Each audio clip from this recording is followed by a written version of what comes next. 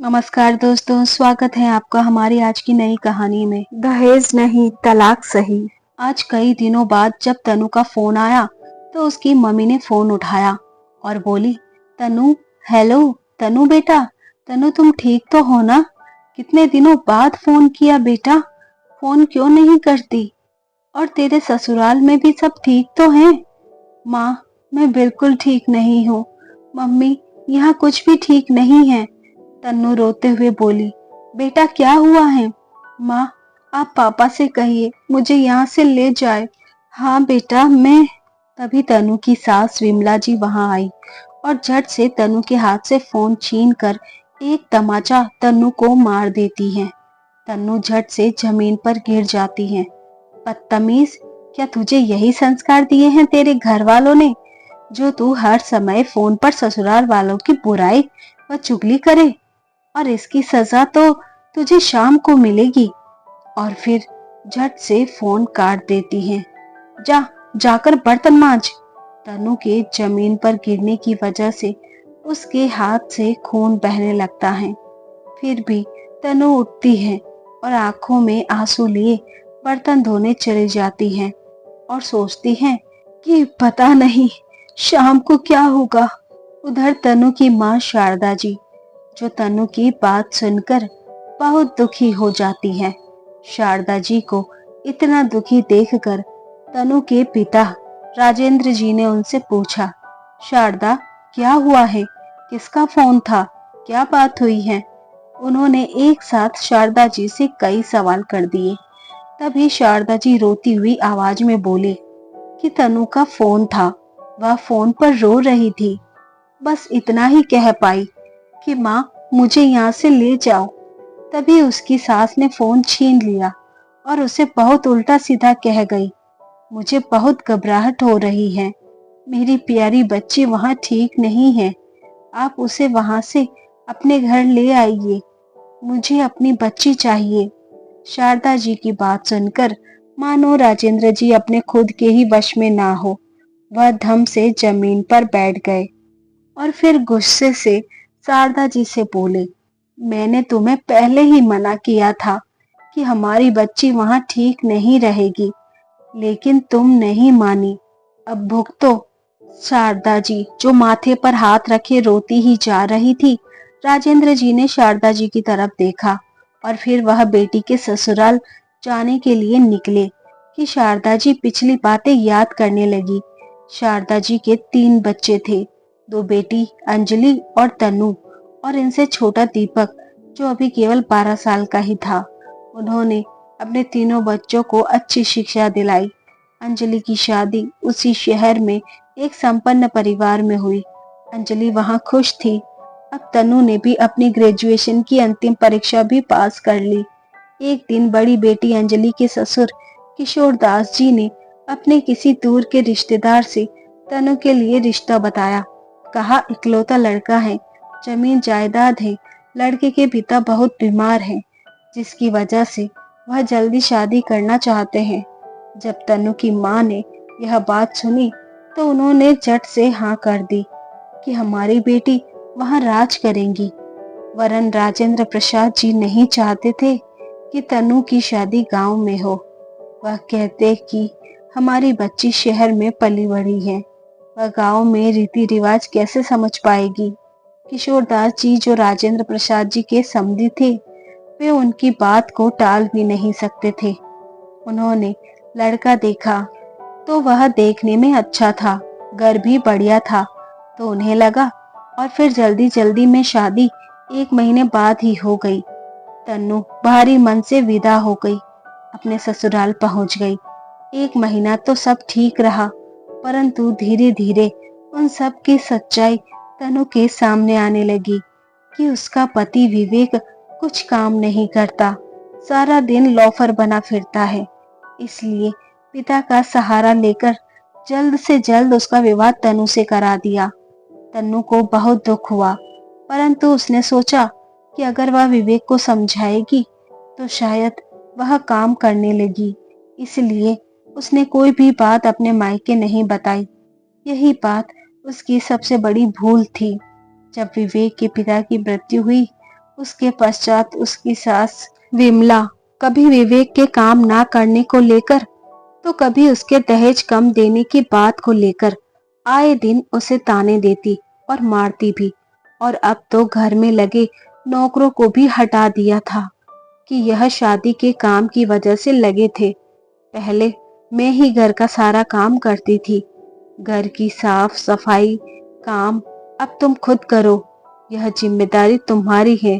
तुम्हारा पति कुछ काम नहीं करता, इसलिए खुद ही करो सारा काम। रात को जब तन्नू विवेक से काम करने को कहती तो वह हामी भर लेता, लेकिन फिर सुबह होते ही अपने रंग में आ जाता। तन्नू अपनी सास विमला से कहती कि मम्मी जी, गर्मी बहुत है, मेरे कमरे का पंखा चलना बंद हो गया है, आप पंखा सही करा दो। ऑर्डर तो देखो मैडम के, जैसे मायके से कितना दहेज लेकर आई हो, नया मंगा ले अपने मायके से, पति तो कुछ कमाता नहीं, विमला जी तमक कर बोली। तन्नू चुप हो गई। फिर उसने विवेक से कहा तो उसने कहा, मैं अभी नया काम ढूंढ रहा हूँ, जब काम लग जाएगा मैं तब कुछ करता हूँ। फिर विवेक ने तन्नू से कहा, तन्नू गर्मी तो बहुत है, तुम अपने दहेज में ऐसी नहीं लाई थी तो तुम अपने पापा से कहो ना। तन्नू फिर चुप हो गई। जब कुछ दिन तन्नू से बर्दाश्त नहीं हुआ तो उसने अपने पापा से कहकर नई ऐसी मंगवा ली। ऐसे ही तन्नू जब भी किसी जरूरत के सामान को मांगने को कहती तो उसकी सास उसे उल्टा ही जवाब देती थी। एक दिन तन्नू ने विवेक से कहा कि वह अपने घर जाना चाहती है, तो विवेक ने कहा, मैं मम्मी से पूछ लेता हूँ। पहले तो उसकी सास विमला ने जाने से इनकार कर दिया कि यहाँ काम कौन करेगा, लेकिन फिर तन्नू को यह कहकर मायके भेज दिया कि ससुराल वालों की चुगली मत करना, वरना फिर अंजाम तुम खुद देखोगी। मायके आकर तन्नू ने अपनी मम्मी से जरूरत का सामान मंगवाया तो पापा ने उसे कहा कि बेटा, तुम्हारा विवाह हो चुका है, हम तुम्हें सामान देने को मना नहीं कर रहे हैं, लेकिन अब यह सामान तुम्हें अब तुम्हारा पति विवेक ला कर देगा। यह सुनते ही तन्नू ने सर झुका लिया। अगले ही दिन विवेक उसे आकर अपने साथ ले गया। ससुराल पहुंचते ही जब तन्नू के सास विमला ने सामान देखा तो वह चुप ही रही। अब जब भी तन्नू मायके जाने को कहती तो उसे 2 दिन के लिए मायके धमकी के साथ भेजा जाता और घर के सामान की लंबी लिस्ट बना दी जाती और वह सामान की लिस्ट को लेकर अगले दिन अपने ससुराल आ जाती। सब इसी तरह चलता रहा।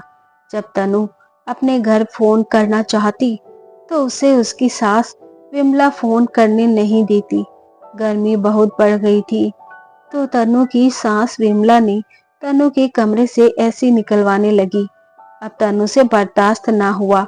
उसने विवेक से कहा, मैं अपने कमरे की ऐसी नहीं निकलवाऊंगी, मैं इसे अपने मायके से लाई हूँ, और अब क्यों मम्मी जी इसे अपने कमरे में लगवा रही हैं? बाहर खड़ी तन्नू की सास विमला ने यह सुना तो वह दनाती हुई आई और चिल्लाकर बोली, तुम्हारी हिम्मत कैसे हुई ना कहने की? मैं तुम्हें यहाँ रहने दे रही हूँ, इतना ही बहुत है। तन्नू ने कहा, मैं ऐसे ही यहाँ नहीं रह रही हूँ मम्मी जी, घर का पूरा काम करती हूँ। वह जो आप नया नया सामान इस्तेमाल करती हैं वह मेरे मायके से आया है, फिर आप मुझे ऐसे कैसे कह सकती हैं? इतना सुनते ही विमला जी अखबार पढ़ रही थी। उन्होंने गुस्से में आकर तन्नू के बाल पकड़कर बारंबार थप्पड़ों की बरसात कर दी। वह जमीन पर गिर गई। उसके मुंह से खून बहने लगा। वह रोने लगी। रोते रोते वह विवेक से बोली, मैं अपने घर जाना चाहती हूँ। विवेक को खड़ा देखकर उसकी सास विमला बोली, नालायक, खड़े खड़े देख रहा है? तेरी पत्नी मेरी इतनी बेइज्जती कर रही है, मुझसे जुबान लड़ा रही है, शर्म नहीं आती है तुझे? इतना सुनते ही उसने भी तनु को पलटकर जवाब दिया। उसने भी तनु को मारा। तनु ने कई जगह चोट के निशान थे। उसके हाथों की चूड़ियां टूट गई। तो हाथ में चोट भी लग गई थी। उसने अगले ही दिन तनु ने चोरी छिपे फोन किया तो उसकी सास विमला ने फोन छीनकर उसकी मम्मी को ही उल्टा सीधा सुना दिया। जब राजेंद्र जी बेटी के ससुराल पहुंचे तो वहां का मंजर देख उनके पैरों तले जमीन खिसक गई। तनु को इतना लाचार, बेबस और उसके चेहरे पर नील पड़े हुए थी। उसकी सास उसे कुछ उल्टा सीधा सुना रही थी, परंतु तनु के पिता को देख तनु के सास चुप हो गई। तनु अपने पापा को सामने देखकर उनके गले लगकर रोने लगी। चुप हो जा बच्ची, मत रो, सब ठीक हो जाएगा। अब बताइए समधन जी, तो आप पहले अपनी बेटी के कारनामे सुन लीजिए, क्या उसका पक्ष लेने लगे? यह मुझसे जुबान लड़ाती है, अपने सामान को तेरा मेरा करती है। आपने कैसे संस्कार दिए हैं इसे? यह मुझे आपको बताने की जरूरत नहीं कि हमने अपनी बेटी को कैसे संस्कार दिए हैं। एक बार अपने संस्कार तो देखिए समधन जी। आप अपनी बेटी को ले जा सकते हैं, लेकिन अगर आज ये यहाँ से गई तो फिर कभी इस घर में कदम नहीं रखेगी। मैं अपनी बेटी को अब यहाँ भेजना भी नहीं चाहता। आपने मेरी बेटी का यह हाल कर दिया, राजेंद्र जी ने भड़कते हुए कहा। शाम का वक्त हो चुका था। विवेक के दादाजी घर आ चुके थे। उन्होंने राजेंद्र जी का हालचाल पूछा तो राजेंद्र जी ने गुस्से में जवाब दिया कि मेरी बेटी का यह हाल कर दिया आप सबने। मैंने आप पर भरोसा किया और आपने मेरी बेटी के साथ ऐसी जहीलियत दिखाई। उसे मारा पीटा गया। आपके घर में क्या हो रहा है आपको पता नहीं? नहीं बेटा, मैं ज्यादातर खेत जमीनों के काम को देखता हूँ तो कम ही घर आता हूँ। विवेक के दादा रघुवीर जी को अपने पोते और बहू की करतूत सुनकर बहुत गुस्सा आया। उन्होंने राजेंद्र जी से माफी मांगी। राजेंद्र जी बोले, मैं अपनी बेटी को यहाँ हरगिज नहीं छोड़ूंगा। जब आपको अभी कुछ पता नहीं तो आगे की क्या गारंटी। राजेंद्र जी तनु को लेकर घर आ गए। तनु की हालत देखकर उसकी माँ शारदा जी बेटी को गले लगाकर खूब रोई। मेरी बच्ची की क्या हालत कर दी उन लोगों ने। मैं तो पहले ही मना कर रहा था। सब तुम्हारा ही किया धरा है। तुम्हारी हठ धर्मी के आगे उनकी जायज नाजायज मांगे पूरी करती रही। तुम्हारी ही करनी है यह सब। राजेंद्र जी जो पहले से ही गुस्से में थे, उन्होंने शारदा जी को भड़कते हुए सब कुछ सुना दिया। मुझे क्या पता था कि वह लोग कैसे हैं। मैंने सोचा इकलौता बेटा है, जमीन जायदाद है, लेकिन इतना कारोबार होने के बावजूद वह छोटे मोटे खर्चे हमसे वसूलेंगे। अरे कहाँ का कारोबारी, कामचोर है, एक नंबर का आवारा लोफर। राजेंद्र प्रसाद जी सर पकड़कर बैठ गए। तनु अपने पापा के पास बैठी और बोली, पापा सारी गलती मेरी है जो मैंने उनके बारे में पहले ही नहीं बताया और आपसे उनकी जरूरतें पूरी कराती रही। और फिर तनु रोने लग गई। तनु के पिता राजेंद्र जी ने उसे भरोसा दिलाया और उससे एक वचन लिया कि बेटी अब तुम ना तो वहां जाओगी और ना ही उसका फोन उठाओगी। दिन बीत गए। अब तनु ज्यादातर कमरे में ही रहती। अपनी बेटी को ऐसे अंदर ही अंदर घुटता देख तनु के माता पिता दोनों ने फिर से उसे बाहर की जिंदगी की तरफ लाने की कोशिश की। राजेंद्र प्रसाद जी शारदा जी से बोले कि तनु मेरी बात नहीं समझती, कुछ बोलते ही नहीं, बस चुप ही रहती है। दूसरों की बेटियों के साथ ऐसे घटिया हरकतें करने वाले लोगों का अच्छा सबक सिखाना चाहिए ताकि फिर से किसी बेटी के साथ ऐसा ना हो। लेकिन इन जैसे लोगों को ऊपर वाला ही समझा सकता है। उसकी लाठी में आवाज नहीं होती, पर जब किसी पर पड़ती है तो सब अगले पिछले सारे हिसाब पूरे कर देता है। तुम परेशान ना हो शारदा, आज मैं तनु से बात करके ही रहूंगा। और राजेंद्र प्रसाद जी तनु के लिए जो चॉकलेट लाए थे तनु के कमरे में चल दिए। देखो तनु, मैं तुम्हारे लिए क्या लाया हूँ। चॉकलेट देखकर तनु फीकी सी मुस्कान लेकर हंस दी। पापा, मैं इसे बाद में खा लूंगी। बेटा, तुम्हारे खाने या ना खाने से किसी को कोई फायदा नहीं है। बेटा, जो लोग गलत कर रहे हैं वह तो खुलकर घूम रहे हैं, लेकिन बेटा तुमने तो कुछ गलत नहीं किया, फिर तुम क्यों खुद को बंद कमरे में करके रखती हो? बाहर निकलो। पापा, मेरा दिल नहीं मानता। किसी से मिली तो ऐसा लगता है कि सबकी आंखें सवाल करेंगी कि तुम ससुराल कब जाओगी। बेटी, दुनिया में सब तरह की बातें होती हैं, यूं छुपकर बैठने से कुछ ज्यादा फायदा तो नहीं हो रहा। बाहर निकलो, सबकी बात का जवाब दो। अच्छा, तुम मुझे एक बात बताओ, क्या तुम फिर उस घर में जाना चाहती हो? तनु ने एकदम से सर उठाकर नहीं में जवाब दिया। बिल्कुल भी नहीं पापा, मैं वहां बिल्कुल भी नहीं जाऊंगी। तो बेटा, फिर किस बात का शौक मना रही हो? बाहर निकलो, अपनी नई जिंदगी की शुरुआत करो। हाँ पापा, मैं कोशिश करूंगी। हाँ, यह हुई ना बात। चलो अभी चॉकलेट खाओ। राजेंद्र प्रसाद जी ने तनु के सर पर हाथ रखा, फिर वह चॉकलेट खाने लगी। विवेक के दादाजी राजेंद्र प्रसाद जी के घर आए और फिर उन्होंने तनु को वापस बुलाने का सुझाव रखा। उन्होंने सबसे बारी बारी माफी मांगी, परंतु राजेंद्र प्रसाद जी ने साफ इनकार कर दिया।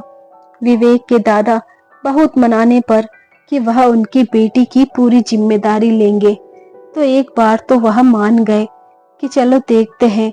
और तनु के जाने के एक दिन पहले विवेक का फोन आया और वह बोला, तनु, तुम आ तो रही हो ना?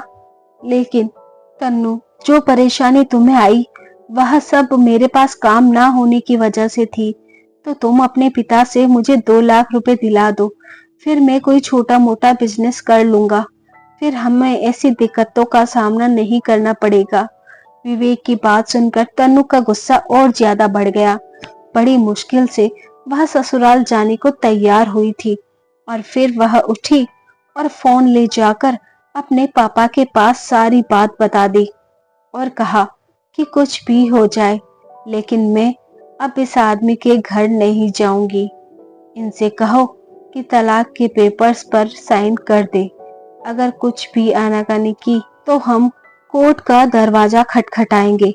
जब यह बात विवेक के दादा को पता चली तो वह बदनामी के डर से उन्होंने विवेक और तनु का तलाक करा दिया। अब तनु ने नई जिंदगी की शुरुआत की। आज तनु अपनी जिंदगी अपने ढंग से जीकर आगे बढ़ गई थी। वह अपने आगे की पढ़ाई जारी रखकर बैंक में जॉब कर रही थी। उसके मम्मी पापा आज अपनी बेटी को इस दलदल से निकला देखकर बहुत खुश थे। तो दोस्तों, दहेज समाज में एक सामाजिक बुराई है जो महिलाओं के प्रति अकल्पनीय यातनाओं और अपराधों को जन्म देती है। इस बुराई से समाज में सभी वर्गों की महिलाओं की जान ले ली है, चाहे वह गरीब हो या अमीर या मध्यम वर्गीय हो। हालांकि जागरूकता और शिक्षा की कमी के कारण गरीब ही इसका शिकार होते हैं। दोस्तों, दहेज लेना या देना दोनों ही पाप है। हालांकि माता पिता दहेज अपने बेटी की सुख सुविधा के लिए देते हैं, परंतु आजकल के ससुराल वाले इस बात का दुरुपयोग करते हैं। तो दोस्तों, आज की प्रेरणादायक कहानी आपको कैसी लगी कमेंट करके बॉक्स में अपनी राय जरूर दीजिए और ऐसी ही कहानियां सुनने के लिए हमारे चैनल को सब्सक्राइब करें, वीडियो को लाइक करें। मिलते हैं जल्द ही एक नई कहानी के साथ। तब तक के लिए आप अपना ख्याल रखिए, खुश रहिए।